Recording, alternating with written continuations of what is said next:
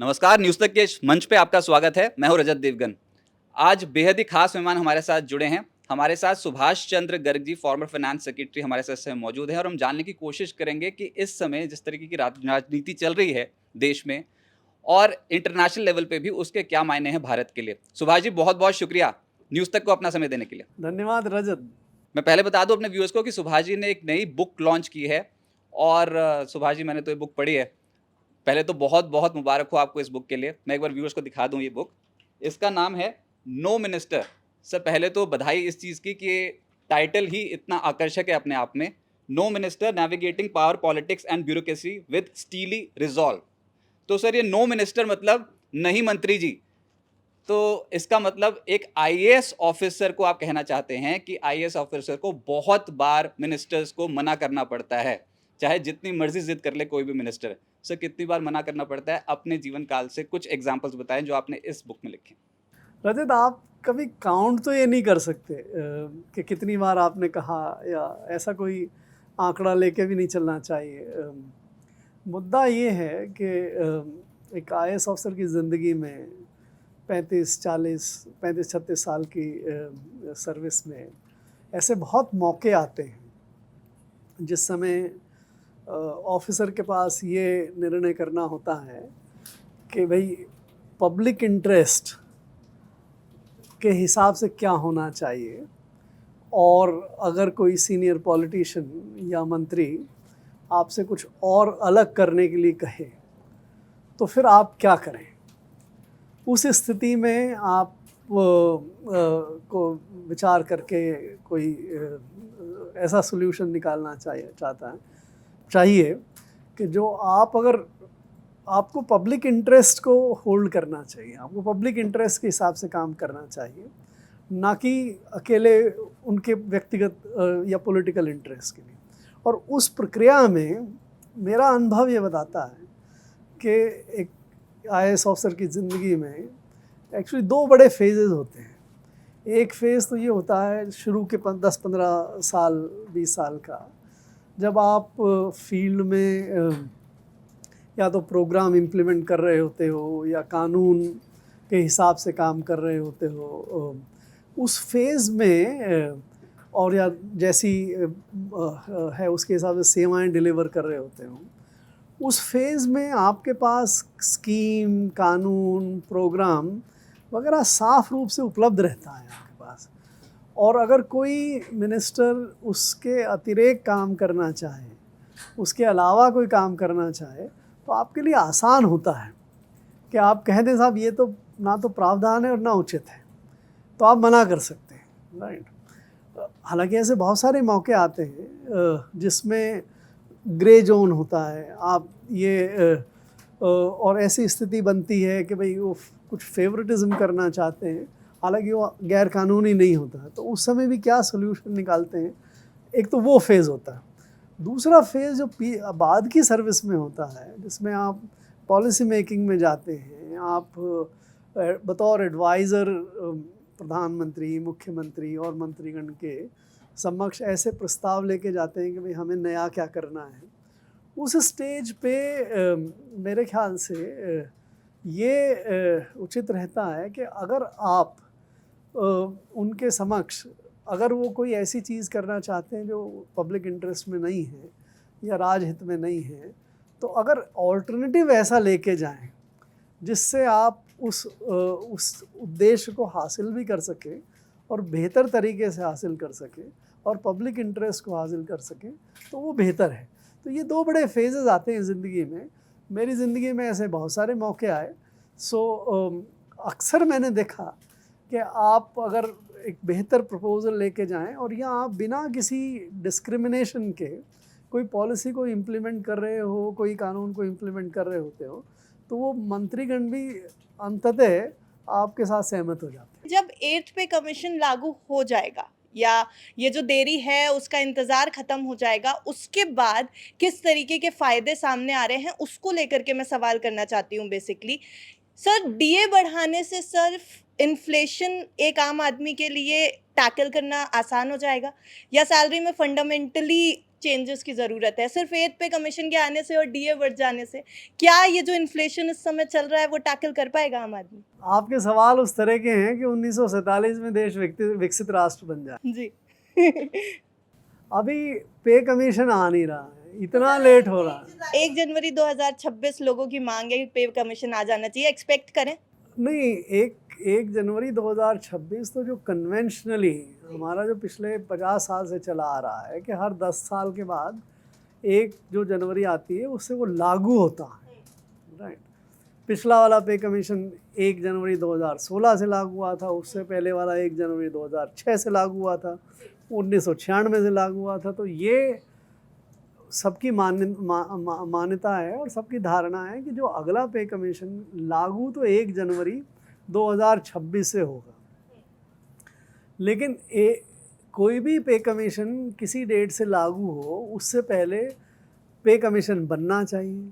पे कमीशन 1-1.5 साल लेता है, 2 साल लेता है अपनी रिपोर्ट बनाने के लिए, अपनी रिकमेंडेशन बनाने के लिए।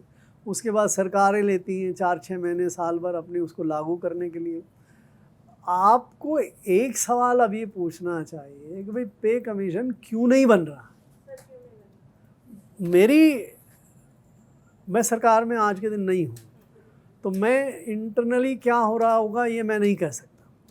लेकिन बाहर बैठे हुए अगर आप अनुमान लगाओ तो आपको मैं उसके लिए ले चलता हूँ कि जब इसकी घोषणा कब हुई थी। इसकी घोषणा हुई थी दिल्ली इलेक्शन से जस्ट पहले कि, और वो भी बड़ी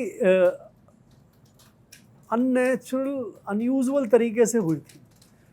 वो जो अश्विनी वैष्णव मिनिस्टर हैं उन्होंने एक ट्वीट किया और ये कहा कि भाई इस पर विचार हुआ था आज कैबिनेट में और सरकार ने ये निर्णय लिया है कि इसके बारे में ये पे कमीशन बनाया जाएगा। लेकिन कोई निर्णय कैबिनेट में हुआ है इस बात का कोई प्रमाण नहीं। जब भी पे कमीशन बनता है तो उसके लिए 2 चीज़ें तय होती हैं। एक तो उसका टर्म ऑफ रेफरेंस क्या है, TOR जिसको कहते हैं, और दूसरा उसका कंपोजिशन क्या है, उसका कौन चेयरमैन है या कौन उसके मेंबर्स हैं। ना तो कहीं टर्म ऑफ रेफरेंस है और ना कहीं कंपोजिशन है। अच्छा, ये बात हुई थी शायद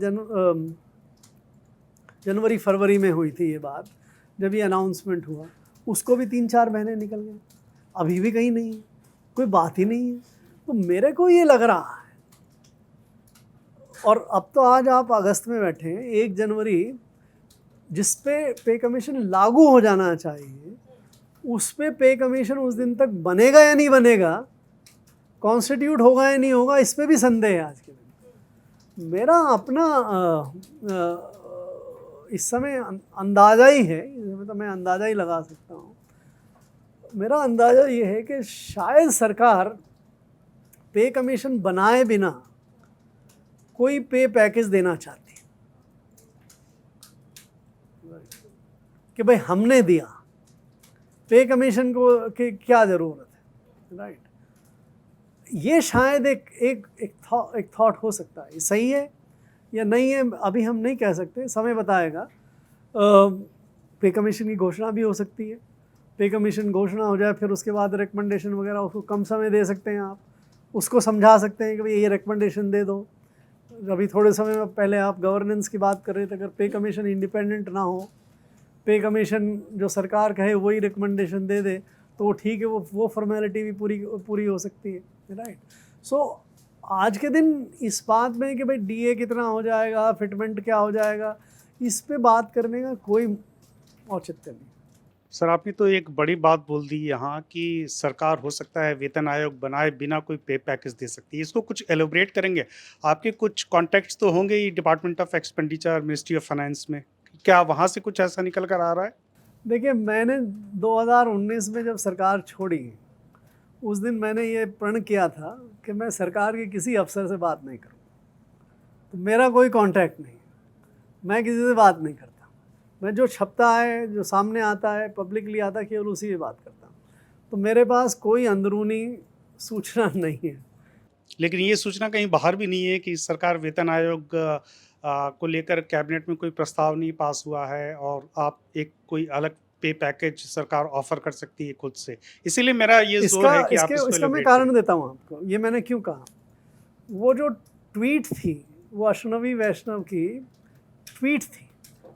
नॉर्मली सरकार जो भी फैसले करती है उसके बाद हमारी सरकार की एक एजेंसी है PIB, public information bureau, right, वो एक रिलीज़ जारी करता है, उसमें उस फैसले का जिक्र होता है।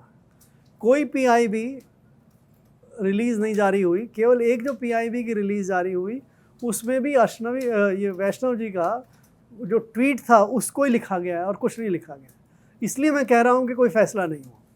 अगर कोई फैसला होता तो PIB का एक पूरा नोट, कोई एक प्रेस रिलीज़ जारी होती कि सरकार ने इस पे ये विचार किया वगैरह वगैरह, इस तरह से ये TOR या ये कुछ समय में TOR बनाए जाएंगे या इसके बारे में। तो दैट इज़ द रीज़न। ये अंदर की कोई खबर नहीं है, ये बिल्कुल सामने जो आ गया था उसके आधार पे कोई भी ये निष्कर्ष निकाल सकता है कि इस पे कोई स्ट्रक्चर्ड एजेंडा नहीं था, कोई उस पर फैसला नहीं हुआ। चर्चा हुई होगी, उस चर्चा को मिस्टर वैष्णव ने अपनी ट्वीट के जरिए जारी कर दिया। दूसरा, मैंने आपसे कहा कि मेरा कोई कांटेक्ट नहीं है, राइट। अब ये मैंने पहले भी बड़ी उससे कह दिया था कि ये मेरा कयास है, ये मेरा अनुमान है। ये क्यों आज तक कोई पे कमीशन इतना लेट नहीं हुआ। ये जो 2016 में पे कमीशन आया था उसकी कैबिनेट की घोषणा 2013 में हुई थी। 2014 में वो फरवरी में कमीशन का सेटअप हो गया था। 2016 से 2 साल पहले अभी तक कोई कमीशन नहीं बना है। क्यों नहीं बना है?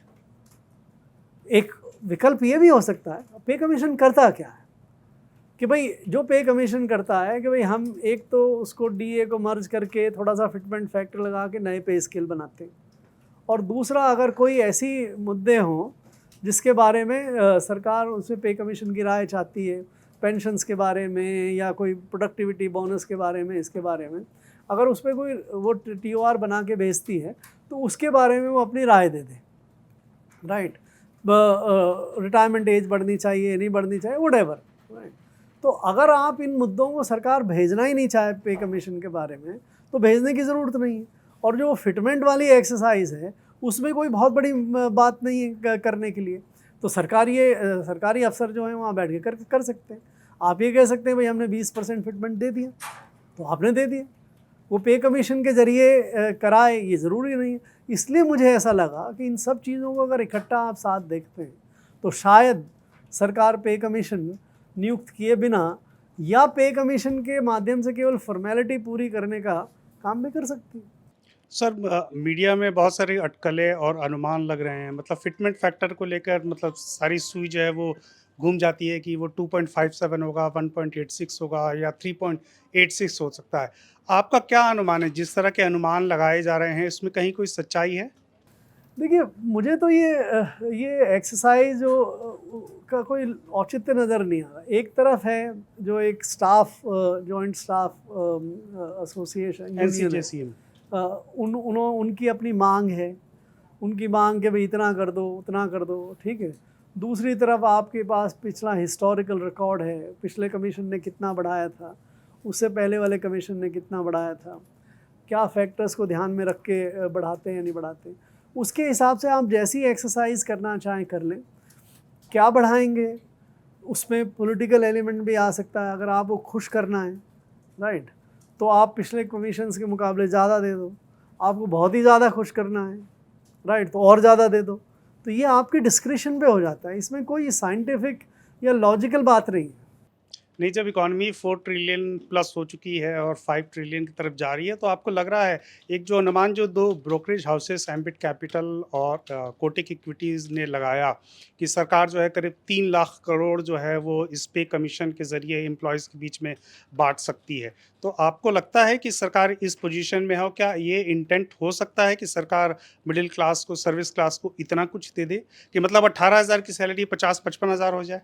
भाई देखिए, कुछ भी हो सकता, मैं इसमें कोई दावा नहीं कर सकता। दिल्ली इलेक्शन से पहले बजट पेश हुआ कुछ दिनों पहले ही, राइट। उस बजट में मिडिल क्लास को 1 लाख करोड़ का फ़ायदा दे दिया कि आपसे 7-7.5 लाख रुपए तक की आमदनी को बढ़ा के 12 लाख रुपए तक आमदनी पे कोई टैक्स नहीं लगेगा, 1 लाख करोड़ रुपए का दे दिया। तो कोई 1 लाख करोड़ ये तो कुछ उन्हीं लोगों को मिलता है फ़ायदा जो इनकम टैक्स देते हैं।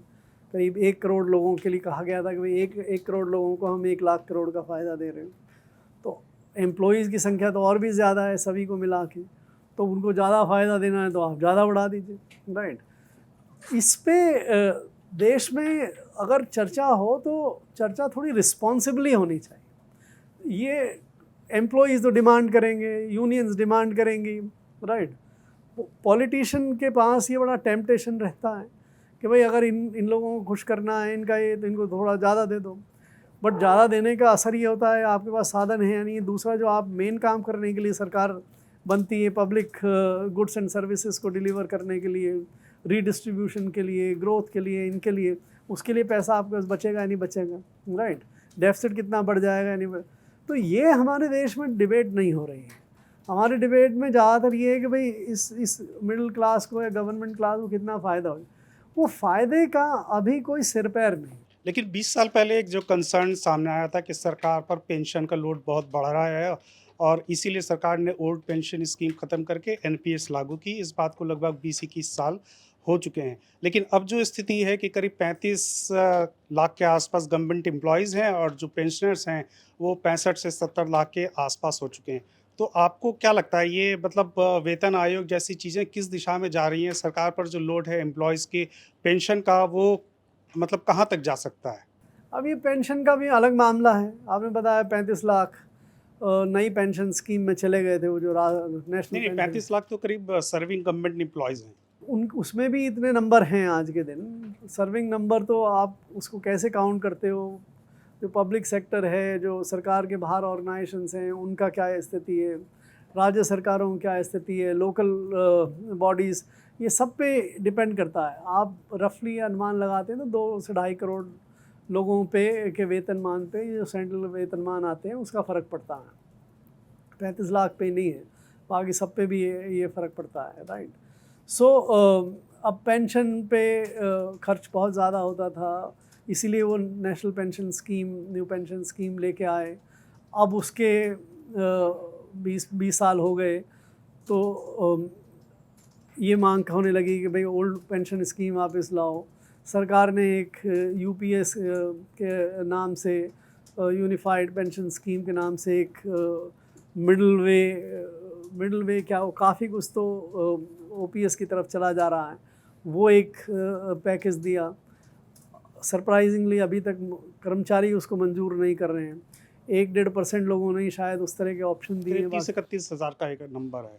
हाँ, करीब 30-31 हज़ार का एक नंबर है जिन्होंने एनपीएस से यूपीएस पे स्विच 1%, 1.5% है सर। ये तो सरकारी रूप से बताया गया कि करीब 1.5% लोगों ने उसमें ऑप्ट किया है अभी तक, और उसको बढ़ा के 30 सितंबर कर दी है। 30 सितंबर तक भी लोग लेंगे या नहीं लेंगे, वो क्यों नहीं ले रहे हैं, वो क्या चाहते हैं कि पूरी तरह से ओपीएस ही होए तभी लेंगे, वो क्या सरकार पे दबाव बना सकते हैं कि भाई पूरी तरह से ओपीएस दो। ये सब ऐसे बहुत सारे व्हील्स विद इन व्हील्स हैं, कंसिडरेशंस हैं, जिसके बारे में हम पूरी दावे के साथ नहीं कह सकते। बट मेरी अपनी नज़र में एनपीएस को छोड़ के यूपीएस की तरफ जाना ही गलत था, हमें नहीं जाना चाहिए। तो आपकी नज़र में यूपीएस फेल या एनपीएस फेल? एनपीएस तो बहुत सक्सेसफुल थी। एनपीएस से कुछ लोगों को परेशानी थी, स्पेशली दी यूनियंस में और पॉलिटिशियंस में। तो एनपीएस के बराबर सक्सेसफुल तो कोई चीज़ थी नहीं। It's a very well design, very good scheme, right. NPS पे सरकार को रुके रहना चाहिए था, लेकिन पॉलिटिकल कंसिडरेशंस के कारण से आपने यूपीएस का एक फार्मूला निकाला, राइट। तो वो काम अभी कर नहीं रहा है। आप एक के बाद एक कंसेशंस देते चले जा रहे हैं, यूपीएस को और अट्रैक्टिव बनाने की कोशिश कर रहे हैं कि भाई ले लो। अब एक आधी चीज़ ही बची है, वो भी अगर आप और दे देते हैं तो फिर चाहे यूपीएस कह लो, हो जाएगी वो ओपीएस ही, राइट। तो ओपीएस पे अगर इतने साल के संघर्ष, इतने साल की व्यवस्था के बाद अगर वापस से ओपीएस में जाते हैं तो तो मेरे ख्याल से तो बहुत गैर जिम्मेवाराना। पर इसमें एक पॉलिटिकल एंगल भी है। कांग्रेस ने जब लोकसभा का चुनाव लड़ा और उससे पहले भी जो कर्नाटक, तेलंगाना, हिमाचल में जब वो चुनाव लड़ रही थी, तब उसने कहा था कि ओल्ड पेंशन स्कीम जो है हम वापस लाएंगे, और जहाँ-जहाँ उनकी सरकारें बनी उन्होंने उसको लागू करने की भी कोशिश की, करेक्ट। लेकिन शायद वो फुल्ली इम्प्लीमेंट नहीं हो पाया क्योंकि एनपीएस ने कुछ उसमें अड़ंगे लगाए। तो आपको लगता है कि मतलब कोई ऐसी स्थिति अब बन सकती है कि जो ओपीएस 2004 से पहले का था उसकी वापसी हो सकती है, या उसको वापस करना समझदारी होगी भी या नहीं? देखिए, ये बात सही है कि कांग्रेस रूल्ड स्टेट राजस्थान, छत्तीसगढ़, हिमाचल प्रदेश, इनमें ये पहले मूवमेंट शुरू हुआ कि भाई हम ओपीएस रिस्टोर कर रहे हैं। मैं पूरी तरह से कह रहा हूँ कि ये बड़ा गैर जिम्मेवाराना कदम था। इन सरकारों को ऐसे नहीं करना चाहिए। ये सरकारें भूल गई, कांग्रेस की सरकारें, कि किस तरह से मनमोहन सिंह वगैरह ने कितनी मेहनत करके 2006 वगैरह में इसको एस्टेब्लिश किया था, राइट। वो सब छोड़ छाड़ के केवल आपका शॉर्ट टर्म पॉलिटिकल इंटरेस्ट के कारण से आप ये सब प्रॉमिस करने लगे। कुछ समय तक सेंट्रल गवर्नमेंट ने रिस्पॉन्सिबली काम किया, वो उस दिशा में नहीं गए, लेकिन अब वो भी उसी दिशा में जा रहे हैं। तो ना कांग्रेस जस्टिफाइड थी, ना बीजेपी अगर इस दिशा में चली जाती है तो जस्टिफाइड। क्या रेस्टोर कर देना चाहिए? बिल्कुल नहीं करना चाहिए। ये इस किस्म की अगर ये पॉलिसी मेकिंग देश में बहुत मेहनत की हुई थी, बहुत ज़रूरी था इस देश को, और जो व्यवस्था बनाई थी वो व्यवस्था आने वाले नए कर्मचारी के लिए थी। जो भी नए कर्मचारियों को नई शर्तों का बताया हुआ था कि इन शर्तों पे आप सरकार में नौकरी करना चाहें तो करिए, आप नहीं करना चाहें तो मत करिए। तो एवरीबडी हु केम, जो भी आया 2004 के बाद, आंखें खोल के आया, कान खोल के आया, इन शर्तों को स्वीकार करके आया। उसके लिए उसको वापस से उलट के उन पुरानी शर्तों का ले जाना कतई जस्टिफाइड।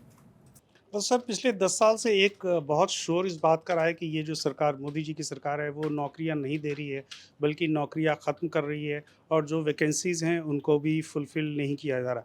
तो इस पर आप, चूँकि उसी दौर में आप फाइनेंस मिनिस्ट्री में रहे, तो जो आरोप लगते रहे हैं और जो सरकार के भीतर जो सोच है, उस पर कुछ आप रोशनी डाल सकते हैं? आपको ध्यान होगा करीब दो साल पहले प्रधानमंत्री जी ने एक घोषणा की थी कि 10 लाख नौकरियां हम अगले साल भर में या 1.5 साल में दे देंगे। आरोप तो लगते हैं कि 2 करोड़ देंगे।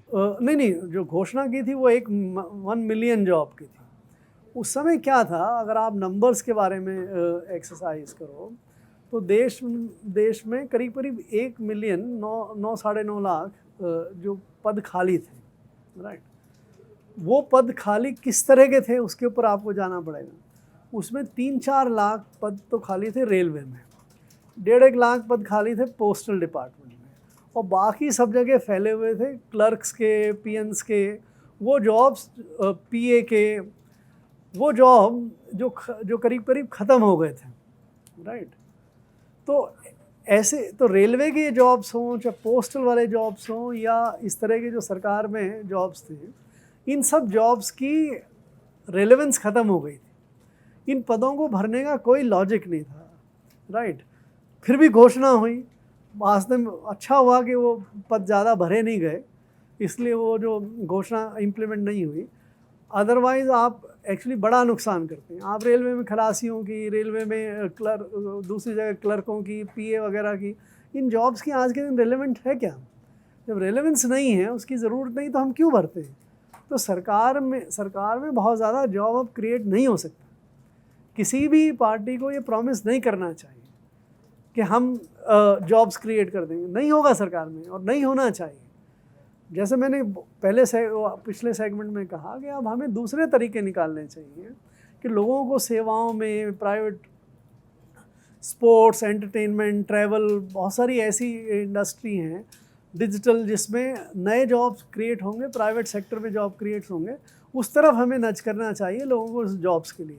सरकार में जॉब्स ज़्यादा बनाने की ज़रूरत नहीं है। सर, मेरा एक आखिरी सवाल, जो प्राइवेट और गवर्नमेंट सर्विस का भी एक क्लैश जो चलता रहा है, अभी तुलना की जाती है कि गवर्नमेंट जॉब में स्टेबिलिटी है, लेकिन सैलरी और इंक्रीमेंट जो है वो प्राइवेट जॉब्स में मिलेगी, वो एक अलग तरह की एक बहस है। और अब जो चर्चा हो रही है कि सरकारी नौकरी मिल गई, वो कम से कम उसमें मिनिमम भी अगर फिटमेंट फैक्टर करीब 2% का लगा तो मिनिमम सैलरी 40,000 हो जाएगी, और जो कैबिनेट सेक्रेटरी लेवल में है वो 6, 7, 8 लाख रुपए तक पहुंच जाएंगे। तो ये जो गवर्नमेंट और सरकारी प्राइवेट और सरकारी जॉब का जो चल रहा है, ये तो वेतन आयोग के बाद ये चीज़ें शायद रिवर्स हो जाएंगी, क्योंकि शायद प्राइवेट सेक्टर में इतना जंप तो मिलना मुश्किल होगा। ये देखिए, ये फैक्ट क्या है? फैक्ट ये है कि सरकार में जो लोअर लेवल जॉब्स हैं, क्लास 3 के, अब तो क्लास 4 नहीं है, MTS के जॉब्स, ये इन जॉब्स में सरकार में आज भी तनख्वाहें प्राइवेट सेक्टर के मुकाबले बहुत ज़्यादा हैं। आज भी, और पिछले 10, 15, 20 साल में ये स्थिति बिल्कुल बदल गई है कि इनमें सरकार में न केवल स्टेबिलिटी है, न केवल पेंशन है, बट इवन तनख्वाह जो है वो भी इन जॉब्स में प्राइवेट सेक्टर के मुकाबले बहुत ज़्यादा है।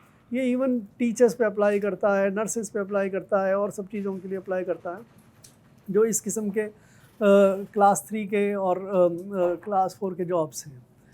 प्राइवेट सेक्टर में ये बड़े रिलेटिवली काफ़ी कम दाम में मिलते हैं। दूसरा तथ्य क्या है कि ऊपर जो हायर लेवल जॉब्स हैं उसमें प्राइवेट सेक्टर में तनख्वाहें बहुत ज़्यादा हैं, पब्लिक सेक्टर में तनख्वाहें बहुत कम हैं।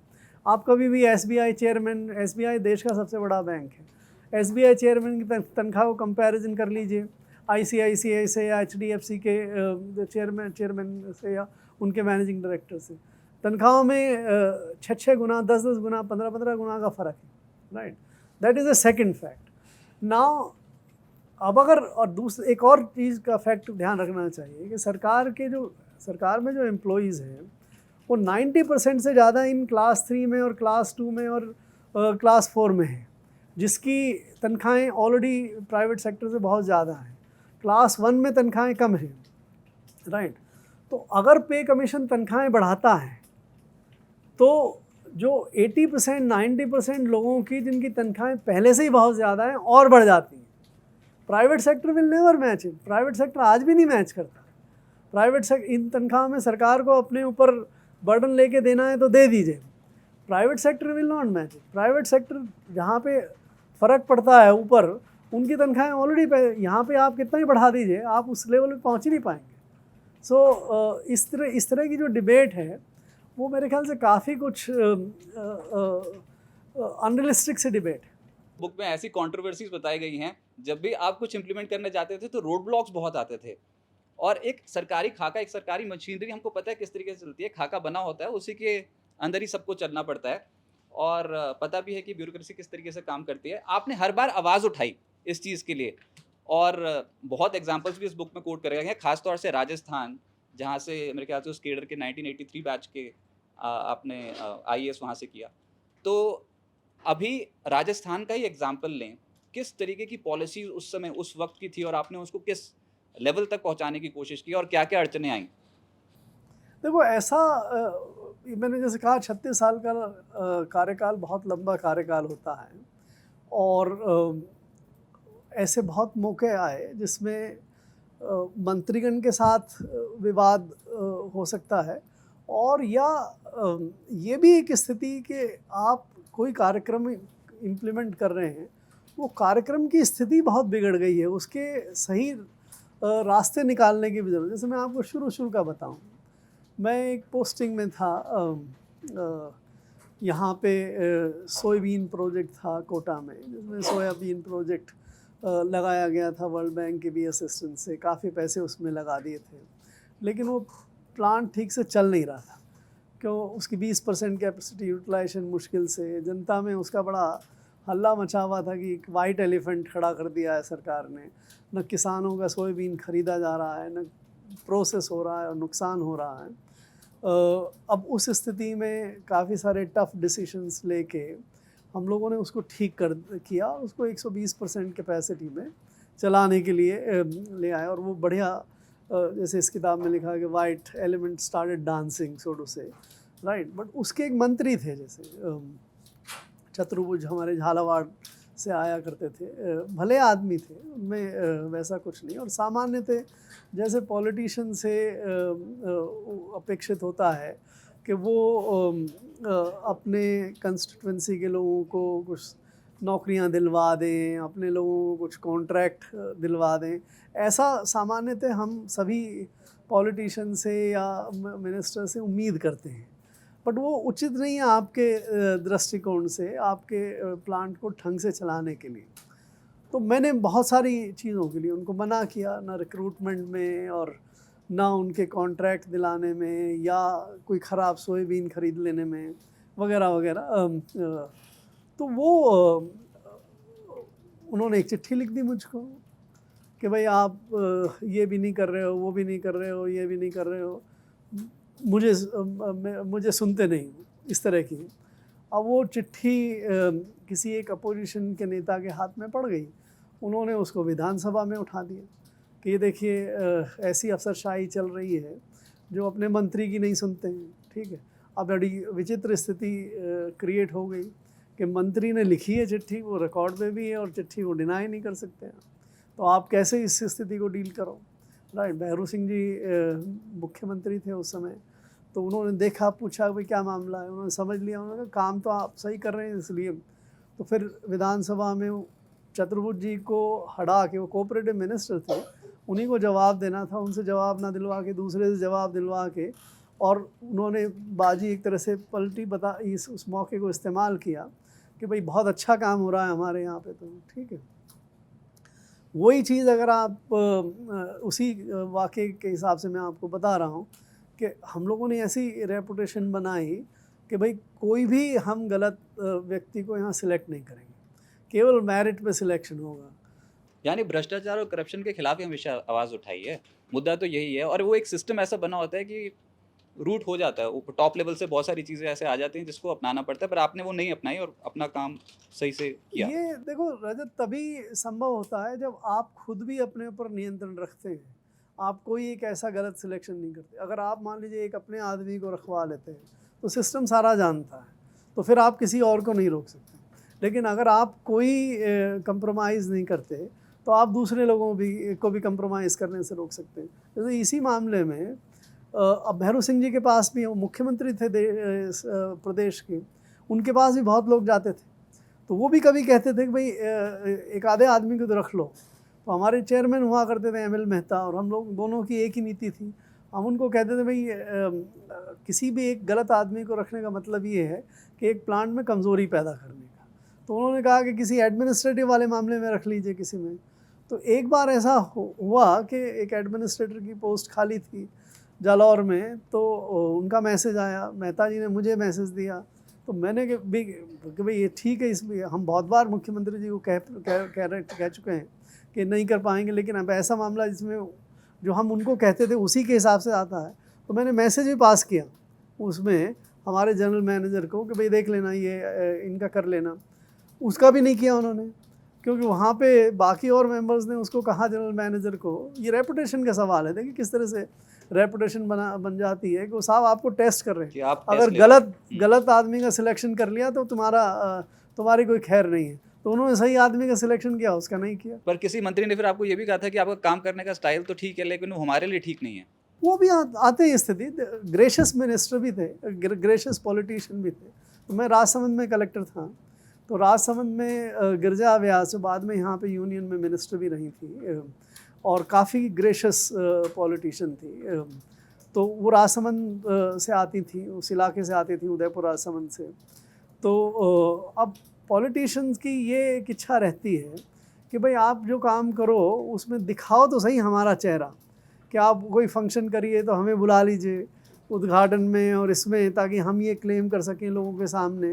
और वो इलेजिटिमेट भी नहीं है, ये उनकी लेजिटिमेट कि जनता से उनको वोट लेना है, तो वो एक मैसेज कि भाई हमारे इलाके में हो रहा है काम तो हम करवा रहे हैं या हम भी उसमें इंस्ट्रूमेंटल हैं, तो उनका इतना ही।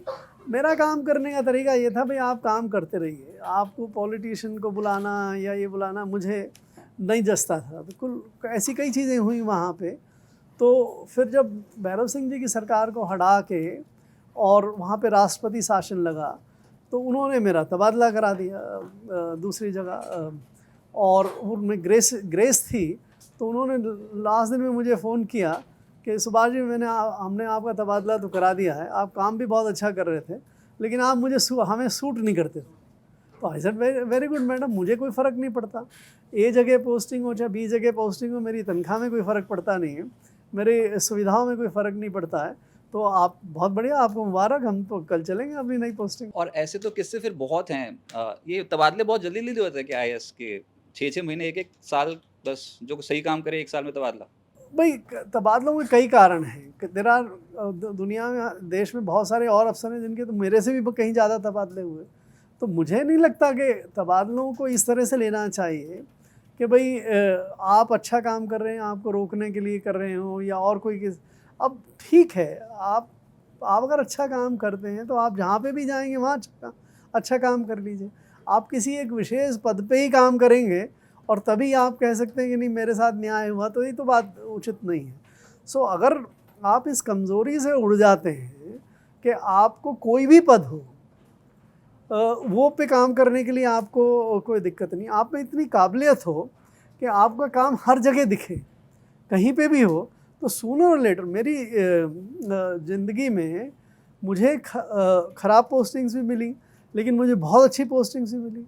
ऐसी पोस्टिंग मिली जिसमें जो लोग दूसरे हैं उसके लिए कुछ भी करने के लिए तैयार हो। मुझे वर्ल्ड बैंक में भेजा एग्जीक्यूटिव डायरेक्टर बना के, मुझे यहाँ इकोनॉमिक अफेयर्स में सेक्रेटरी बनाया, राजस्थान में मुझे सबसे यंगेस्ट एक तरह से प्रिंसिपल सेक्रेटरी फाइनेंस बनाया। तो मुझे कोई ऐसा चीज़ नहीं लगती कि मेरे साथ कोई अन्याय हुआ या मुझे कोई गलत पोस्टिंग्स मिली। कुछ पोस्टिंग्स जो कमज़ोर लोग जानते थे, मेरा तो अपना अनुभव ये कहता है कि उस जगह पे काम करने का और काम करके दिखाने का एक्चुअली ज़्यादा रिकग्निशन मिलता है। तो मुझे कोई इस बात की गिला नहीं है या शिकायत नहीं है कि भाई मुझे तबादले कर दिए, ठीक है, नो प्रॉब्लम। तो अभी आपने वर्ल्ड बैंक का जिक्र किया, और उसमें इस बुक में भी, नो मिनिस्टर में भी उसका जिक्र है कि इंडस वाटर ट्रीटी, जो कि अभी ऑपरेशन सिंदूर जब शुरू हुआ था, तो इंडस वाटर ट्रीटी को आंशिक तौर पे रोक दिया गया। आपने बताया कि 2016 में जब नेगोशिएशंस करने जा रहे थे वर्ल्ड बैंक में, तो वो नेगोशिएशंस खटाई में पड़ गए थे। सर, क्या मुद्दा था ये? देखिए रजत, 2016 में क्या हुआ था कि हम यहाँ पे दो हाइड्रो प्लांट बना रहे हैं कश्मीर में। एक तो किशनगंगा है और दूसरा रातले है। ये किशनगंगा में काफ़ी एडवांस काम हो गया था और रातले में काम शुरू हो रहा था। पाकिस्तान को उसे उज्र था। पाकिस्तान की ये शिकायत थी कि इसमें क्या है कि जो इंडस वाटर ट्रीटी में जो ऊपर की 3 नदियां हैं, इंडस, चेनाब और झेलम, इन तीनों नदियों पे हमारा लिमिटेड पानी का एग्रीमेंट है कि भाई हम करीब 3% पानी हम उसका यूज़ कर सकते हैं और बाकी सारा पानी जो है वो पाकिस्तान को जाएगा। बाकी 3 नदियां हैं उसमें हमें 100% यूटिलाइजेशन करने का अधिकार है। लेकिन एक चीज़ है कि पावर प्लांट जो रन ऑफ द मिल, कि आप पानी रोक के नहीं रखेंगे, लेकिन पानी को एक दिन के लिए रोका, उसे पावर बनाई, आगे चला गया, तो run of the mill power plant कहते हैं ऐसे। तो उन रन ऑफ द मिल में पानी का यूज़ नहीं होता, पानी एक समय थोड़ी देर के लिए रुका फिर चला गया, ठीक है। तो ऐसे ही तो हमने उसमें 2-3 चीज़ें की थी हिंदुस्तान में। एक तो जैसे एक टनल के ज़रिए एक जगह से दूसरी जगह पानी ट्रांसफ़र किया। अब ये उस समय जब ट्रीटी हुई थी उस चीज़ का एनविसाज उसमें नहीं था। दूसरा, हमने शायद उसमें थोड़ा डेड स्टोरेज या उसको थोड़ा सा बढ़ा के पानी को एक दिन से मान लीजिए 1.5 दिन के लिए रख लिया, कुछ इस तरह। उसमें भी पानी का कोई हम यूज़ नहीं कर रहे हैं, वो जा रहा है वापस पाकिस्तान का। बट पाकिस्तान को लगा कि ये एक तरह से मिसयूज़ है, ये इंडस वाटर जो ट्रीटी है उसके हिसाब से नहीं है। तो पाकिस्तान ने उस पर डिस्प्यूट क्रिएट कर दिया और पाकिस्तान चाहता था कि ये मामला जो है वो एक इंटरनेशनल ट्राइब्यूनल को जाए। अब इस ट्रीटी में एक और प्रावधान है कि अगर कोई टेक्निकल मामलों में डिस्प्यूट हो तो एक एक्सपर्ट को, न्यूट्रल एक्सपर्ट को बनाने का प्रावधान है। तो भारत ये कह रहा था कि भाई आप इस मामले में न्यूट्रल एक्सपर्ट को अपॉइंट करिए, और पाकिस्तान ये कह रहा था कि आप इस पर ट्राइब्यूनल बनाइए। अब ट्राइब्यूनल बनाने में सारे अधिकार जो हैं एक तरह से, उसमें जो 3 अदर मेंबर्स होते हैं, 2 हमारे हैं 2 उनके हैं और 3 इंडिपेंडेंट मेंबर्स अपॉइंट करते हैं, उसमें वर्ल्ड बैंक का काफ़ी रोल है इसमें। तो जब ये डिस्प्यूट हो रहा था कि भाई आप हिंदुस्तान कह रहा है कि भाई आप न्यूट्रल एक्सपर्ट बनाइए, पाकिस्तान कह रहा है ट्राइब्यूनल बनाइए, तो वर्ल्ड बैंक में इसका लास्ट स्टेज पे इसका चेयरमैन बनाने का अधिकार वर्ल्ड बैंक को है। तो उस स्टेज पे मामला यहाँ तक पहुँच गया था कि भाई 1 या 2 दिन में वो वहाँ पे उसका जो अध्यक्ष है उसकी नियुक्ति हो जाती। उससे पहले सारा मामला ये हमारी जो मिनिस्ट्री ऑफ एक्सटर्नल अफेयर्स है वो देख रही थी। मुझे तो ये कहा गया था कि भाई आप इस मामले पे मत पड़िए, ये हालांकि मैं वर्ल्ड बैंक में बैठा हूँ, मुझे मालूम है कौन लोग कैसे हैं, क्या कर रहे हैं वगैरह वगैरह, लेकिन हमारे लोग इसको डील कर लेंगे। हमारी एम्बेसी है यूएस में, वो डील कर लेगी, एमईए डील कर लेगी, तो आप इसमें अलग ही रहिए। बट जब ये स्थिति पहुँच गई, हमने उस समय भी थ्रेट दी थी कि भाई हम इंडस वाटर ट्रीटी को कैंसिल कर देंगे, वो भी काम नहीं कर रहा था। और एक स्टेज पे पहुंच गई कि ट्राइब्यूनल बनने वाली थी। तब मुझे जयशंकर जी ने, जो उस समय फॉरेन सेक्रेटरी थे और आज फॉरेन मिनिस्टर हैं, तब मुझे उन्होंने वॉशिंगटन में कहा कि भाई अब करो कुछ यार, ये तो हाथ से निकलता जा रहा है मामला। तो उसके बाद फिर मैंने इसमें उनसे, वहाँ वर्ल्ड बैंक के जो प्रेसिडेंट हैं उनसे मीटिंग, कुल मिला के वो उसको रुकवा दिया था उस समय। तो 2016 में वो अपॉइंटमेंट रुक गया और वो 2022 तक नहीं हुआ। 2022 में फिर इन्होंने वो ट्राइब्यूनल बना दी, जिसकी ज़्यादा देश में ज़्यादा चर्चा नहीं हुई, लेकिन अब चर्चा अब हुई है जब ये भारत ने इसमें विड्रॉ कर लिया टेम्पोरली अपने आप को। ट्रीटी में देखो रजत, कोई प्रावधान नहीं है कि कोई एक साइड इसको कैंसिल कर सकता है। सो ये निश्चित रूप से ये भी एक डिस्प्यूट बनेगा।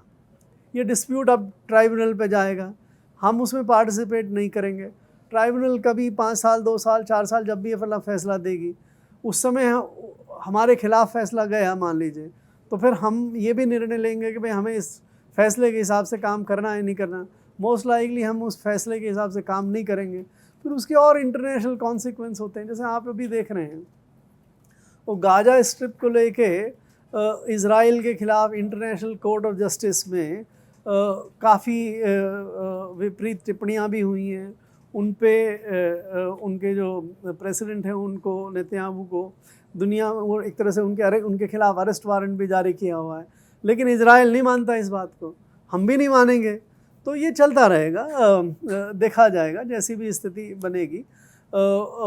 लेकिन फ़िलहाल तो ये है कि भाई हमने उसे विड्रॉ कर लिया, हालांकि ट्रीटी में प्रावधान नहीं है। जो कदम भारतीय सरकार ने उठाया था ऑपरेशन सिंदूर में, वो आपको लगता है ठीक है क्या? क्या ये इंडस वाटर ट्रीटी में उसको रोक देना उस समय का सही फैसला था? और उसके बाद का जो भी घटनाक्रम, वो हमारा तो स्टैंड यही है ना कि हम तो आतंकियों के खिलाफ है और हमको वहाँ पर आम जनता से कुछ लेना देना नहीं है। तो ये जो इंडस वाटर ट्रीटी का रोकना था, ये हम उसको प्रूव कैसे कर पाएंगे जिस आर्बिट्रेशन कोर्ट का आप जिक्र कर रहे हो? देखिए, आर्बिट्रेशन के पास अगर हम जाएंगे नहीं तो हमें प्रूव करने की कुछ भी ज़रूरत नहीं है। 2 अलग अलग हैं, एक ऑपरेशन सिंधु है और एक ऑपरेशन सिंदूर है। तो सिंदूर में तो हमने अटैक किया था, ऑपरेशन सिंधु में हम विड्रॉ कर गए हैं इसे। भारत का अपने दृष्टिकोण से ये सोचना बिल्कुल सही है कि भाई हमने 1960 में कोई समझौता किया, 1960 की और आज की स्थिति बिल्कुल बदल गई है। पानी भी कम हो रहा है, पानी का उपयोग जो है बहुत बढ़ रहा है, जम्मू एंड कश्मीर में भी पानी की काफ़ी और ज़रूरत पड़ती है। तो इस स्थिति में हम जब ऊपर बैठे हैं तो हम अब पानी का इस्तेमाल ना करें और उस पानी को नीचे जाने दें। 70 साल 65 साल का जो पीरियड निकल गया वो काफ़ी बड़ा पीरियड है। इस दौरान हमने देखा कि चाइना ने दूसरे साइड से, जो हमारी ब्रह्मपुत्र नदी के ऊपर की जो नदियां हैं जहाँ पे, वहाँ से पानी आता है, हमारी चाइना के साथ कोई ट्रीटी नहीं है। तो चाइना जो है वो खूब डैम के बाद डैम बनाया जा रहा है वहाँ पे, राइट। हालांकि हम चूँकि वहाँ पे पानी का इस्तेमाल नहीं करते आसाम में अभी, इसलिए हमें कोई ऐसी मुसीबत नज़र नहीं आ रही है। लेकिन चाइना तो कर रहा है ना। तो अगर हम भी ये सोचते हैं कि भाई अब समय आ गया है, 65 साल पहले की गई ट्रीटी को एक बार रिविज़िट करना चाहिए, आप अपने देश में ही देखिए, अब जैसे इस ट्रीटी के नीचे एक वो थी सतलुज यमुना कनाल बनानी थी, जो पंजाब और हरियाणा के बीच में ही उसमें डिस्प्यूट हो गया था, राइट। पंजाब ने कानून बना दिया था कि भाई हम ये पानी हरियाणा में नहीं जाने देंगे। तो हमारे देश में भी पानी को लेके विवाद हो सकता है, क्योंकि दोनों की अलग अलग पोजीशन, पंजाब में जो पानी उस समय सरप्लस था आज के दिन नहीं है। तो इसी तरह से हम भी लेजिटिमेटली ये डिमांड कर सकते हैं कि भाई 65 साल बाद इस पानी के उपयोग के बारे में दोबारा बात होनी चाहिए, और उस सीमा तक मेरे ख्याल से देश का स्टैंड ठीक है। और अगर हम इस तरह से फोर्स कर पाएँ कि भाई इसको अब आप रीनिगोशिएट कर लीजिए, लेकिन ये ज़रूरी नहीं है, क्योंकि अगर इस रीनिगोशिएशन में पाकिस्तान को ये लगता है कि भाई उसका नुकसान होगा, तो वो रीनिगोशिएट क्यों करेगा? वो उसी चीज़ को रखने की कोशिश, और फिर ये टग ऑफ वार जो है वो चलती रहेगी। टग ऑफ वार में गाज़ा में भी जो कुछ हो रहा है, यहाँ पे भी जो कुछ है होता रहेगा। सर, आज की पॉलिटिक्स में इंस्टीट्यूशंस पर पॉलिटिकल प्रेशर एक बड़ा करंट इशू है, इस पर बहुत डिस्कशन होती है। आपने भी अपनी किताब में बहुत सारे उदाहरणों के साथ ये बात कही है, अंडरलाइन की है कि इंस्टीट्यूशंस पर, मिनिस्ट्रीज़ पर पॉलिटिकल प्रेशर होते थे राजनीतिक फ़ायदों के लिए। आज के संदर्भ में चुनाव आयोग पर विपक्ष पिछले कई महीनों से, बल्कि कई सालों से ये आरोप लगा रहा है कि वो राजनीतिक दबाव में काम कर रहा है, और वो राजनीतिक दबाव सत्तारूढ़ पार्टी का है। आपका तजुर्बा ये कहता है कि इस तरह के दबाव होते हैं और काम करते हैं? देखिए, समय समय पे जब भी स्ट्रॉन्ग प्राइम मिनिस्टर या स्ट्रॉन्ग गवर्नमेंट आती हो, तो ऐसी टेंडेंसी बढ़ती है। आपने इमरजेंसी के टाइम में, इमरजेंसी से पहले जब इंदिरा गांधी बहुत स्ट्रॉन्ग नेता के रूप में थी और उनको अपने सर्टन पॉलिटिकल ऑब्जेक्टिव हासिल करने थे, तो उन्होंने इंस्टीट्यूशंस को पकड़ने की, कंट्रोल करने की कोशिश की। आपको याद होगा कि सुप्रीम कोर्ट में एक ही बार हुआ है आज तक जब 3 जजेस को सुपरसीड करके चौथे जज A.N. रे को सुप्रीम कोर्ट का चीफ जस्टिस बनाया था। उसमें वो 3 जजेस ने रिज़ाइन किया, राइट, क्योंकि उसमें जो कुछ फैसले पहले उन्होंने दिए थे केशवानंद भारती के मामले में, उनके मामले में, वो उस समय की जो गवर्नमेंट थी उसको प्लीज़ नहीं कर रहे थे, राइट। सो ये एक इंस्टीट्यूशनल सॉर्ट ऑफ कंट्रोल करने का निश्चित रूप से प्रयास था। उस समय आपको ध्यान हो तो काफ़ी गवर्नर रूल लगते थे, राइट, क्योंकि उस समय तक की जो कानून की व्यवस्था थी उसमें सरकार को गवर्नर रूल लगाने का, प्रेसिडेंट रूल लगाने का काफ़ी अधिकार दिया हुआ था। बाद में सरकारों ने को रोक दिया कोर्ट्स ने, और उन्होंने प्रक्रिया ऐसी तय कर दी कि प्रेसिडेंट रूल लगाना संभव नहीं था। अब इस समय जो आप देख रहे हैं, तो इस समय भी पिछले कुछ सालों से ऐसी कई सारी चीज़ें आप देख सकते हैं जिसमें जो गवर्नमेंट है वो अपने इंस्ट्रूमेंट्स को यूज़ करके और जो ऑफिशियल्स को यूज़ करके और वही इंस्टीट्यूशनल कैप्चर कह लीजिए या इंस्टीट्यूशनल कंट्रोल कह लीजिए, वो करने की कोशिश कर रहे हैं जो संभवतः इम्पार्शल नहीं है, अपॉलिटिकल नहीं है। लेट अस टेक एक उदाहरण जिसका काफ़ी इस देश में चर्चा हुआ है। जो अपोजिशन स्टेट्स हैं उसमें जो गवर्नर अपॉइंट किए हुए हैं, वो गवर्नर एक तरह से सेंट्रल गवर्नमेंट के एजेंट के बतौर उस पॉपुलर सरकार के कानून को ही साइन नहीं करते, महीनों बैठे रहते हैं, राइट। तो और देश का कानून क्या कहता है, कॉन्स्टिट्यूशन कहता है कि भाई एज अर्ली एज पॉसिबल आप या तो साइन कर दीजिए या उसको एक बार पुनर्विचार करने के लिए भेज दीजिए। अब वो एक बार पुनर्विचार करने के बाद आया तो आपको एज सून एज साइन करना है। अब वो एज सून एज का क्या मतलब निकाल लें, तो अगर आप ये मतलब निकाल लेते हैं कि एज सून एज का मतलब कि मैं जब भी चाहूँ तो करूँ और ना चाहूँ तो ना करूँ, राइट। तो आप सुप्रीम कोर्ट में जाना पड़ा। सुप्रीम कोर्ट ने कहा कि ये इसका मायना ये है कि भाई 3 महीने से ज़्यादा नहीं लोगे आप। जी बिल्कुल, बहुत बड़ा फैसला था वो। तो ये भी एक इंस्टीट्यूशंस को, जो गवर्नर के इंस्टीट्यूशन को है, उसको कैप्चर करने का अब आपने कहा चुनाव आयोग की। अब चुनाव आयोग देखिए देश में एक ऐसा अच्छा इंस्टीट्यूशन बन गया था जिसकी इंडिपेंडेंस के बारे में किसी को संदेह नहीं था, राइट। सेशन के टाइम में 91 से 96 सेशन थे लिंडो जब के खास टाइम तौर पे, में, जी। और इनफैक्ट चाहे रूलिंग पार्टी के पॉलिटिशियन हो चाहे विपक्षी पॉलिटिशियन हो, दोनों को अगर आप को ख्याल हो तो आज से 30 साल पहले दीवारों पे हर जगह पुज जाता था, इलेक्शन आए और सारा गंदा, बिल्कुल, राइट। सेशन ने ये निकाल के कि ये म्यूनिसिपल लॉ के खिलाफ है और उसको रोकते हुए कि भाई इनके खिलाफ एफआईआर करिए, इनको अरेस्ट करिए, अगर कोई भी करता है देश में ख़त्म करता है, राइट। सो एक ऐसा इंस्टीट्यूशन हमने देश में बना दिया था जो इंस्टीट्यूशन की क्रेडिबिलिटी इम्पेकेबल थी जी। पूरी दुनिया में उसकी। बट आज के दिन क्या हो रहा है, आज के दिन निश्चित रूप से ऐसे आप देख पा रहे हैं जिसमें इलेक्शन कमीशन की इम्पार्शलिटी पे आप शक कर सकते हैं आसानी से। अब पिछले इलेक्शंस के समय कंप्लेंट्स हुई कि प्राइम मिनिस्टर ने कई तरह के स्टेटमेंट दिए, राइट। अब इलेक्शन कमीशन तो प्राइम मिनिस्टर के खिलाफ कॉग्निजेंस ही लेने के लिए तैयार नहीं है। उन्होंने फिर बाद में जब बहुत प्रेशर बना तो जाके उनकी जो पार्टी के अध्यक्ष को चिट्ठी लिखी कि भाई आप इसको थोड़ा देखिए, समझा लें। आई थिंक अभी हमारा जो इलेक्शन कमीशन है उसको सचेत रहना चाहिए, क्यों हमारे ही कुलीग्स उनके साथ काम करते हैं, हमारे साथ काम किए हुए, या हमसे पहले राजीव कुमार जी तो हमारे साथ काम किए हुए थे, अभी जो हैं वो हमसे बाद के हैं। ऑफिसर्स का के बारे में अगर ये धारणा बन जाए कि वो किसी पर्टिकुलर पॉलिटिशियन के कहने के हिसाब से काम कर रहे हैं, वो इंडिपेंडेंटली काम नहीं कर रहे हैं, तो मेरे ख्याल से वो अपनी जो सिविल सर्वेंट की जो ड्यूटी है वो नहीं कर रहे हैं। जैसे इस किताब का जो टाइटल है नो मिनिस्टर, उनको थोड़ा सा नो मिनिस्टर कहना आना चाहिए। बिल्कुल।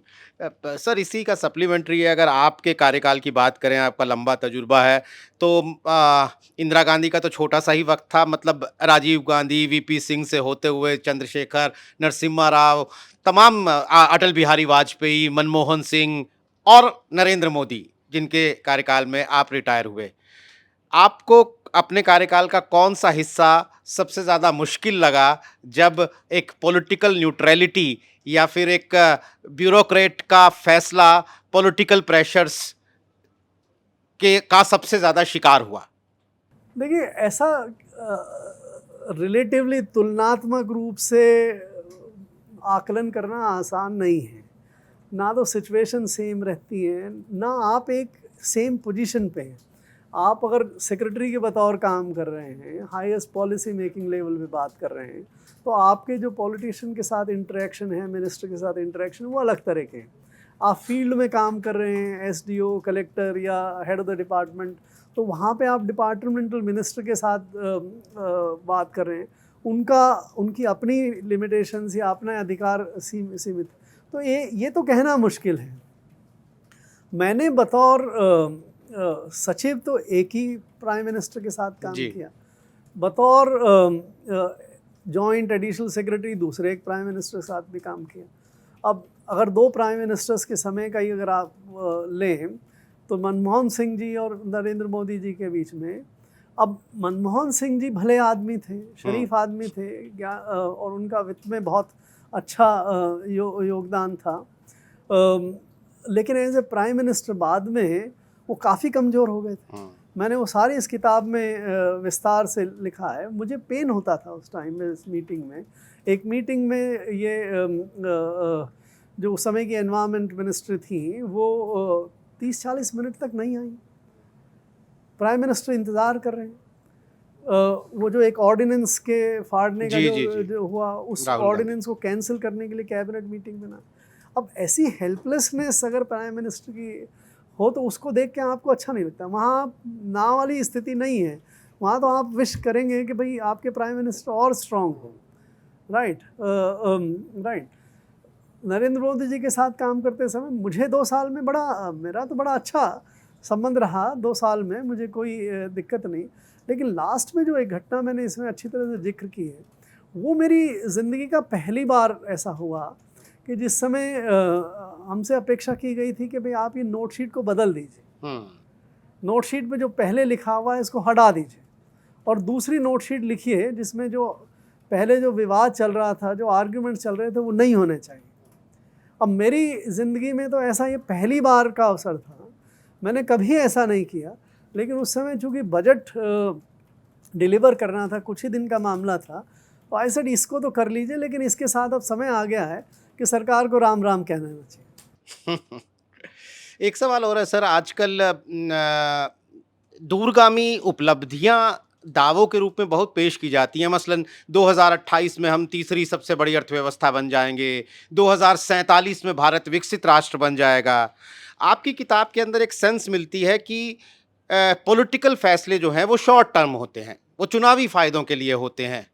ऐसे में 20-20, 30-30 साल आगे की ये घोषणाएं और दावे खाली बयानबाजियां ही हैं। देखिए, आपने बड़ा अच्छा सवाल ये उठाया है। पॉलिटिशियन नॉर्मली शॉर्ट टर्म में देखता है, राइट, क्योंकि उसको अगला इलेक्शन दिखता है ज़्यादा, उसको अगला इलेक्शन जीतना है, तो वो ज़्यादातर ऐसी चीज़ें करना चाहता है कि भैया लोगों वोटर्स को खुश रखा जाए, वो मुझे दोबारा वोट दे दें, जो इंटरेस्ट हैं, पावरफुल इंटरेस्ट हैं, वो मेरे साथ में रहे, क्योंकि वो वोट दिलाने में मदद करते हैं, राइट।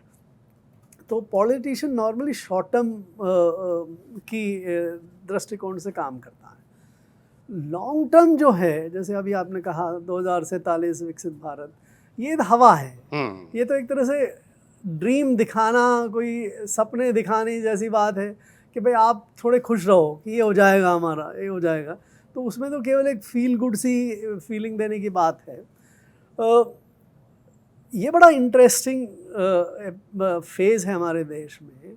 इसी मुद्दे को अगर आप लें तो ये देखिए 2019 में इन्हीं प्रधानमंत्री, इन्हीं सरकार ने बजट के माध्यम से, मैं तो उस समय गवर्नमेंट में था, वो बजट मेरा लिखा हुआ है, लाइन वो मेरी लिखी हुई है, तो ये अनाउंस किया था कि भाई हम 2035 तक 10 ट्रिलियन डॉलर की इकॉनमी बनाने का काम करते हैं। वो ना शॉर्ट टर्म था, ना बहुत लॉन्ग टर्म था, वो काफ़ी एक तरह से देश को बनाने वाली बात के दृष्टिकोण से रखा गया। फिर इन्हीं प्रधानमंत्री, इन्हीं सरकार को ये लगा कि भाई 2035 तो दूर है, इसका वोटर्स पे असर नहीं पड़ता इतना दूर 2035 का, तो बात आई 5 ट्रिलियन डॉलर की, कि भाई 5 ट्रिलियन डॉलर की इकॉनमी बना देंगे हम 5 साल में, 2024-25 तक 5 ट्रिलियन डॉलर की इकॉनमी बनाएंगे, तो उसको लोग रिलेट कर सकते थे, राइट। उससे पहले एक और घोषणा हुई थी, आपको ध्यान हो तो, जो 2015 में की गई थी कि 2022 तक हम किसानों की आमदनी को डबल कर देंगे, राइट। अब क्या होता है कि 2022 आ जाता है, 2024-25 भी आ जाता है, राइट, क्योंकि आपको 10 साल, लेकिन 2022 में ना तो किसानों की इनकम डबल हुई, वो मैंने किताब में काफ़ी, दूसरी वाली किताब में उसका पूरा एनालिसिस करके दिया है, उस समय केवल 33% तक ही वृद्धि हुई, ना कि डबल होने की बात, 1/3 6 साल में कोई ख़ास बात नहीं है, राइट। ना 5 ट्रिलियन डॉलर की इकॉनमी हुई। अब वो 5 ट्रिलियन वाला लक्ष्य जो है वो अभी 28-29 तक होने की उम्मीद है जी। जो हम 5 साल में करना चाहते थे वो हम 9 साल में करेंगे, राइट। तो अब मुझे ऐसा लगता है कि जब ये देखा कि आप मीडियम टर्म के स्पेसिफिक गोल्स को अनाउंस करते हैं इस उम्मीद के साथ कि हम वो ऐसा कर देंगे, तो हम लोगों को ये प्रूव कर सकते हैं, देखिए ये सरकार डिलीवर करती है बड़े बड़े, बट जब आप वो डिलीवर करने की स्थिति में नहीं हो तो फिर आप क्या करेंगे कि भाई 2047 की बात करते हैं। ना मैंने देखा है ना तुमने देखा है, 2047 का बात चला, तो 2047 मीनिंगलेस। नमस्कार सर, इस समय देश में एक बहस चल रही है इकॉनमी को लेकर कि क्या भारत एक डेड इकॉनमी है। ट्रंप ने बयान दिया और उसको इको किया नेता प्रतिपक्ष राहुल गांधी ने, और उन्होंने तो अडानी अंबानी का जिक्र करते हुए कहा कि केवल वही आगे बढ़ रहे हैं, बाकी देश की जनता आगे बढ़ नहीं रही है।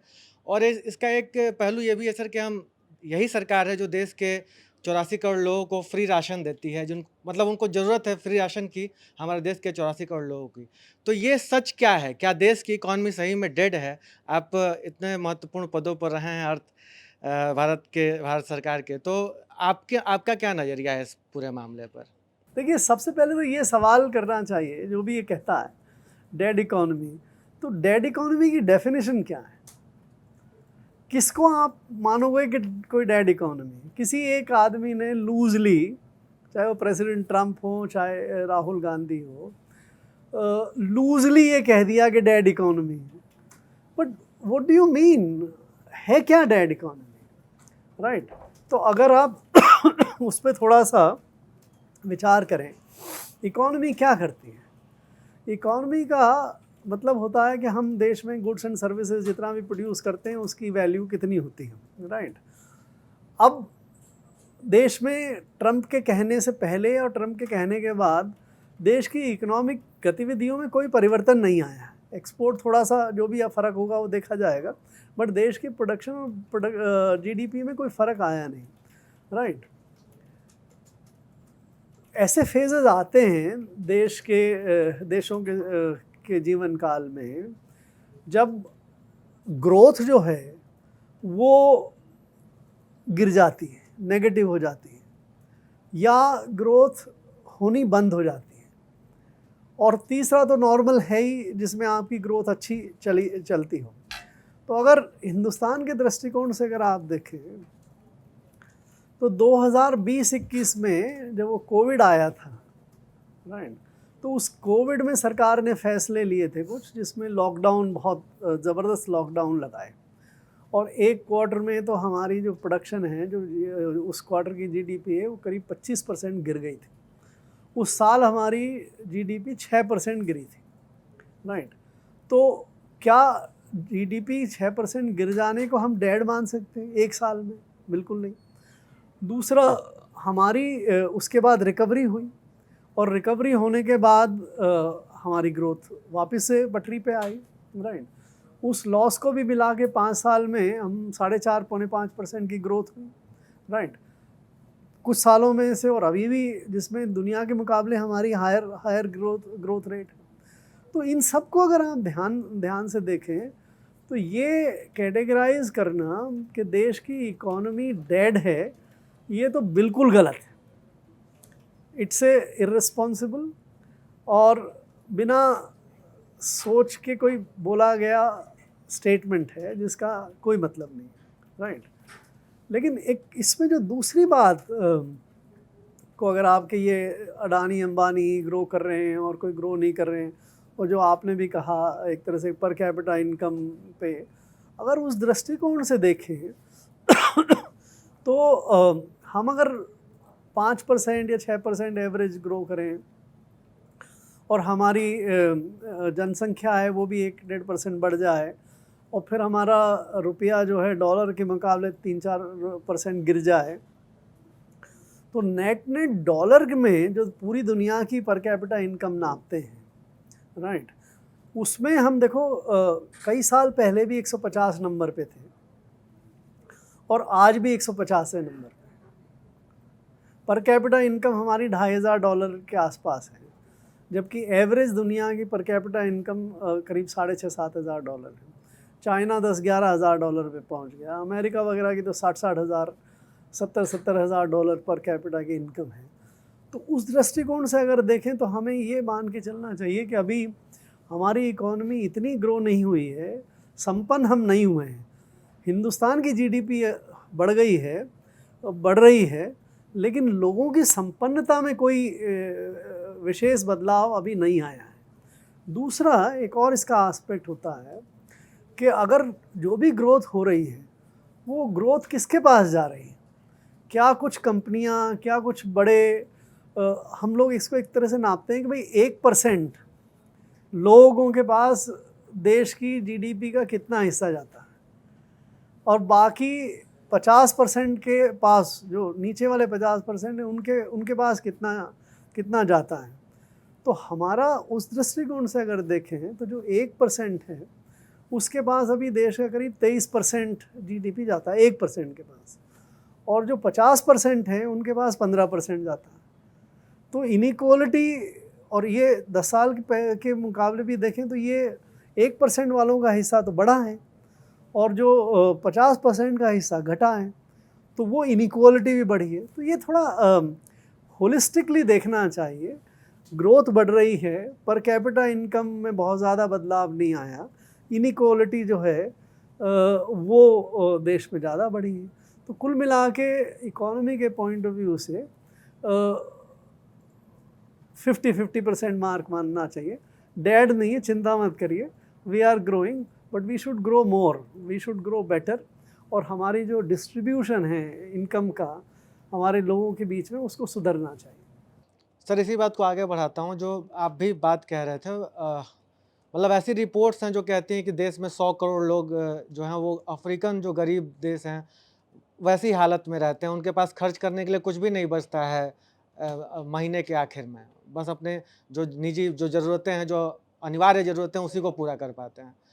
लेकिन जब हम इस वर्तमान सरकार की नीतियों को देखते हैं तो तमाम startup India, stand up India, तमाम तरह की नीतियों का ऐलान किया गया, योजनाओं का ऐलान किया गया, ये कह के कि जो लघु और सीमांत उद्योग हैं, इंडिविजुअल हैं, उनको हम एंटरप्रेन्योर बनाने के लिए उनको मदद कर रहे हैं, कोशिश कर रहे हैं। लेकिन फिर हम पाते हैं कि इतनी असमानता बढ़ रही है, जो आप भी इस बात को स्वीकार कर रहे हैं। तो ये क्या कमी इस सरकार की आर्थिक नीतियों में है कि यहाँ पूंजीपति, मतलब अडानी अंबानी, एसबीआई का ग्रोथ तो हम देख पा रहे हैं कि उनका ग्रोथ दिख रहा है, विजिबल है, लेकिन ये जो छोटे उद्योग हैं, जो एक आदमी अपना कोई उद्योग चलाना चाहता है, उसका नहीं हम देख पाते हैं। मैं इसको थोड़ा सा और अपने दर्शकों के लिए सामान्य करूँ, नोएडा, ग्रेटर नोएडा में सर आज से 10 साल पहले तमाम नई कंपनियां खुल रही थी। आज जब आप घूमेंगे इन सड़कों पर तो तमाम जगहों पर ताले लगे हुए हैं, रेंट के बोर्ड लगे हुए हैं कि ये जगह खाली है।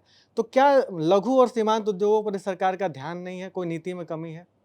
देखो, मेरा तो इसमें थोड़ा विचार अलग तरह का है। मुझे लगता है कि सरकार अगर बहुत ज़्यादा बिजनेस में घुसती है तो वो देश के हित में नहीं रहता।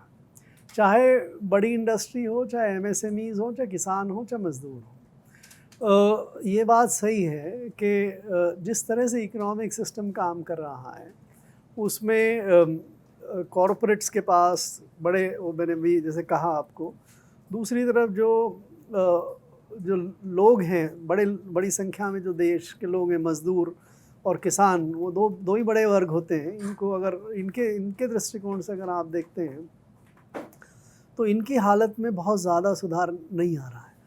और ये मेरे को आंकड़े देने की ज़रूरत नहीं, आप ये इकोनॉमिक सर्वे में पढ़ लीजिए, देश के जो और लेबर सर्वे होते हैं उसमें देख लीजिए, जो सरकार के यहाँ से आते हैं। कैजुअल लेबर जो है, या हमने एक कैटेगरी बनाई हुई है आजकल देश में, बड़ी विचित्र कैटेगरी है, unpaid helper in family enterprise. मतलब वो आदमी या औरत जिसको तनख्वाह हम नहीं देते हैं लेकिन वो एंटरप्राइज में फ्री काम करता है, तो वो कैटेगरी सेल्फ एम्प्लॉयड कैटेगरी में गिनते हैं, उसकी संख्या ज़्यादा बढ़ रही है सबसे। और खेती में, जहाँ पे आदमियों की ज़रूरत नहीं है, खेती में आदमियों की, लेबर की संख्या बढ़ रही है। पहले 40-42% थे, अब 45% आज भी देश में जो मज़दूर हैं वो खेती में हैं। अब किसान में 45% दुनिया में खेती से निकल गए हैं लोग, खेती भी काफ़ी ऑटोमेटिक हो गई है, खेती का हिस्सा कम हो गया, खेती में मज़दूरों का हिस्सा कम हो गया। और अगर हम 45% लोग हमारे अभी भी खेती में जुड़े हुए हैं तो उनकी गरीबी तो निश्चित रूप से है। तो अब क्या सोल्यूशन है? क्या ये सोल्यूशन, या एमएसएमईज़ को आप जिक्र करना चाहते थे, एमएसएमईज़ क्या हैं? देखिए, एमएसएमईज़ कोई हाई टेक्नोलॉजी या बड़ा बिजनेस नहीं हो सकता। एमएसएमई लोकल कॉन्टेक्स्ट में कस्टमाइज़ करके जो लोकल ज़रूरतों को पूरे करने का काम करते हैं, वो काम कर रहे हैं, चाहे दुकानों के माध्यम से करूँ या छोटी मोटी चीज़ें अपनी छोटी फैक्ट्रियों में बना के आप उनके लिए इस्तेमाल करिए। वो बहुत बड़ा वैल्यू एडिशन कर नहीं सकते, राइट? तो उनसे बहुत ज़्यादा उम्मीद रखनी भी नहीं चाहिए। और जिस तरह से देश का और दुनिया का सर्विसाइजेशन हो रहा है आजकल, बहुत सारी चीज़ सर्विसेज की तरफ जा रही है। आप देख रहे हैं आजकल इलेक्ट्रॉनिक्स, ये वो, पहले अब पिछले कई सालों में बहुत सारा मैकेनाइजेशन हुआ, खेती का भी मैकेनाइजेशन हुआ, फैक्ट्रियों का भी मैकेनाइजेशन हुआ। अब आज तो एक आंकड़ा अगर आप देखें कि भाई दुनिया में रोबोट्स कितने बढ़ रहे हैं, क्योंकि आजकल फैक्ट्रियों में जाके रोबोट चलते हैं। कई सारी, अब नोएडा में ही आपने बात की, नोएडा में आप कार फैक्ट्री में जाइए, तो कार फैक्ट्री में आदमी नहीं रोबोट काम कर रहे नज़र आते हैं। क्योंकि वो ज़्यादा एफिशिएंट है, वो ज़्यादा एक्यूरेट हैं, वो कम गलतियाँ करते हैं, वो सोते नहीं हैं, उनको नींद नहीं आती, और कई सारी चीज़ें के फ़ायदे रहते हैं। अब इसी तरह से आजकल आर्टिफिशियल इंटेलिजेंस शुरू हो गया। आदमी की जो नेचुरल इंटेलिजेंस है, उससे अगर आर्टिफिशियल इंटेलिजेंस बेहतर काम करती होगी तो वो लोग आर्टिफिशियल इंटेलिजेंस को इस्तेमाल करते हैं। आपका सोशल मीडिया, आपका इनमें सारे जो आज एआई के ज़रिए एल्गोरिदम्स चलते हैं, उससे कितना एफिशिएंटली, कितना फास्ट काम होता है। आने वाले समय में ये तो निश्चित है कि आप जितना भी उत्पादन करते हैं उसके लिए उतने आपको मज़दूर नहीं चाहिएंगे, आप एम्प्लॉयमेंट नहीं दें। लेकिन इसे घबराने की बात नहीं है। आप इसका आप और हम जो खाते हैं या जो जीवन जीते हैं वो हम उत्पादन से लेते हैं।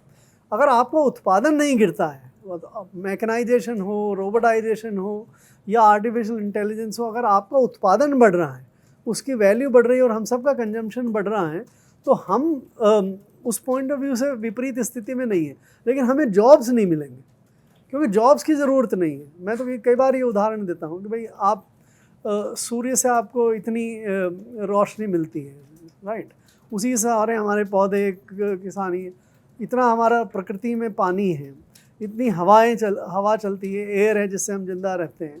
उसके लिए मज़दूर कोई काम करता है क्या? उसको पैदा करने के लिए, धूप को पैदा करने के लिए वो सब कुछ प्रकृति देती है, ऑटोमेशन। उसी तरह से फैक्ट्रियाँ भी, सर्विसेज भी ऑटोमेशन हो सकता है उनका, आदमी को काम करने की ज़रूरत नहीं होगी। तो उस समय हमें एक नई व्यवस्था बनानी पड़ेगी दुनिया में कि भाई जो भी सेवाएं हमें मिल रही हैं, आप सूर्य की आप रोशनी का उपयोग कर लीजिए, हीट का उपयोग कर लीजिए, राइट, हवा का उपयोग कर लीजिए, और हम मशीनों का, आर्टिफिशियल इंटेलिजेंस का, इनका उपयोग करके और हवा को भी बेहतर बना दें, पानी को भी और बेहतर बना दें, तो लोगों को उनकी ज़रूरत सारी पूरी हो जाए। और अगर कुछ लोग इसमें कमाएंगे तो उनको अगर सरकार टैक्स करके बाकी लोगों को अपनी ज़रूरत के लिए इनकम का डिस्ट्रीब्यूशन करे, तो वो एक नई व्यवस्था के बारे में सोचना जरूर पड़ेगा। केवल इसी बात पे अगर काम करें, नहीं मजदूरी नहीं मिल रही है या एम्प्लॉयमेंट नहीं मिल रहा है, और हम अब कोई एम्प्लॉयमेंट नहीं बढ़ा सकता। जिस तरह से जिस तरफ दुनिया जा रही है, जॉब्स नहीं बढ़ सकते। 2019 चुनाव के पहले आपको यूपीए के कुछ फेक करेंसी नोट्स की जांच की जिम्मेदारी दी गई थी, लेकिन उसमें भी कुछ मिला नहीं था। उस वाकये के बारे में आप बताइए, और ये भी बताइए कि आखिर जब उसमें कुछ मिला नहीं, फिर भी प्रधानमंत्री मोदी को या मोदी सरकार को संदेह इस बात का क्यों था? मोटिव क्या था उस जांच के पीछे का? आप मेरे ख्याल से वो एक जो इसका जिक्र मैंने इस किताब में किया है कि मेरे पास एक कम्युनिकेशन आया कि भाई इस बात की जांच करनी है कि पिछले 10 सालों में, जिसमें उनका पीरियड भी था और साथ में यूपीए सरकार का पीरियड भी था, उसमें कहीं ऊपर तो नोट छाप के लोगों ने नहीं ले लिए, राइट, तो उसकी जांच होनी चाहिए। तो बात जब उसके बाद कि भाई इसको कैसे जांच करें, आज का क्या तरीका है आपके पास जांच करने का कि नोट ऊपर छप के चले गए थे या नहीं चले गए थे, तो एक तरीका निकला कि भाई आप ये कंपैरिजन करिए कि आपने कुल मिला के कितना कागज़ ख़रीदा था, राइट, आपने कितना कागज़ ख़रीदा, और उस कागज़ को ही नोट में कन्वर्ट करते हैं, करेंसी नोट में कन्वर्ट करते हैं। तो आपने जो करेंसी नोट्स में कागज़ को कन्वर्ट किया, उसमें उस कागज़ की कितनी, उसका माप क्या है, उसका मेज़रमेंट क्या बताता है, और दोनों में गैप है क्या। अगर आपने मान लीजिए इतना स्क्वायर मीटर कागज़ ख़रीदा, इतना मिलियन स्क्वायर मीटर कागज़ ख़रीदा, और आपने जो नोट बनाए उसका 90% ही अकाउंट फॉर हुआ, 90% के बराबर ही उसमें कागज़ खपत हुआ, तो कोई ये कह सकता है कि भाई आपने 10% जो कागज़ कहाँ गया, उसी में नोट बनाने में इस्तेमाल हुआ होगा, राइट। ये आसान एक्सरसाइज नहीं है। आप इतने सालों तक पेपर ख़रीदते थे, कई बार सप्लाईज आती हैं, देश में ख़रीदते हैं, विदेश में ख़रीदते हैं, कहीं से ख़रीदते हैं, उन सब का आप हिसाब किताब तो हम लोगों ने लगाया हुआ, क्योंकि सरकार इस बात का अच्छी तरह से जांच करना चाहती थी कि ऐसा हुआ था क्या। उनके पास कोई खबर आई होगी कि भाई यूपीए गवर्नमेंट के टाइम में ऐसा कर लेते थे, राइट। तो हमने पूरी मेहनत की, एक्सरसाइज की, और वो सारे निकाले कि भाई किस साल किस महीने कितना कागज़ आया, वो कितने स्क्वायर मीटर था, उस सब को टोटल करिए, और उस साल हमने कितने नोट बनाए, उसका टोटल कितना स्क्वायर मीटर बनता है। तो वो बड़ी गारगेंटून लंबी चौड़ी एक्सरसाइज करने के बाद ये निष्कर्ष निकला कि तकरीबन 97% जो है वो 96-97% वो तो नोट के में जो कंज्यूम हुआ पेपर उससे अकाउंट फॉर हो जाता है। तो अब क्या 3%, 3.5% जो नहीं अकाउंट फॉर हुआ उसको माना जा सकता है क्या? अब उसमें फिर हम एक नेचुरल वेस्टेज है, आप कॉर्नर कटते हैं, कॉर्नर में आप वो कॉर्नर नहीं काम में आता है, कुछ स्पॉइलेज भी होती है, कुछ ख़राब भी हो जाता है। तो फिर हमने उसको कंपैरिजन किया कि भाई इंटरनेशनल नॉर्म क्या है जो वेस्ट, जो पेपर वेस्ट होता है नोट प्रिंटिंग में, और हमारा 50 साल का रिकॉर्ड क्या है कि हमने 50 साल के रिकॉर्ड में क्या वेस्टेज हमारी और हमारी पॉलिसीज़ में क्या परमिटेड है। तो उससे मुश्किल से कोई 0.25% या उसके आसपास ही अकाउंट फॉर नहीं हो रही थी। तो फिर मैंने तो ये निष्कर्ष निकाला कि भाई ऐसा कोई हुआ हो इस तरह का, ऐसी इस बात का कोई एविडेंस नहीं मिलता है। तो मैंने वो रिपोर्ट भिजवा दी पीएमओ में। पीएमओ अभी भी पूरी तरह से सेटिस्फाइड नहीं था कि भाई पता नहीं हमने ठीक से अकाउंटिंग की नहीं है या कुछ और चीज़ रह गई हो। तो एक सुझाव आया कि भाई आप इसको एक इंडिपेंडेंट एजेंसी, एक्सटर्नल एजेंसी से जांच करवाइए। एक्सटर्नल एजेंसी से जांच करने में बड़ी रिस्क थी कि वो हमारी जो नोट प्रिंटिंग प्रेसेस हैं उनमें जाए, वहाँ पे हिसाब किताब देखे, वहाँ का सारी सिस्टम देखे, उसकी कोई फ़ोटो ले ले, उसकी कोई कॉपी ले ले, कुछ डाइज हटा दें, कुछ ये कर दें, वो कर दें, और वो क्या चीज़ ले जाएं अपने पास कि भाई हमें इसकी जांच करने के लिए इसको देखना है, या इस चीज़ की वहाँ से कराओ, ये कराओ। तो मैंने रिस्पेक्टफुली कहा, मैंने कहा ये देखिए एक्सटर्नल एजेंसी को तो हम नहीं अलाउ करें, इसका आना तो ख़तरे से खाली नहीं है।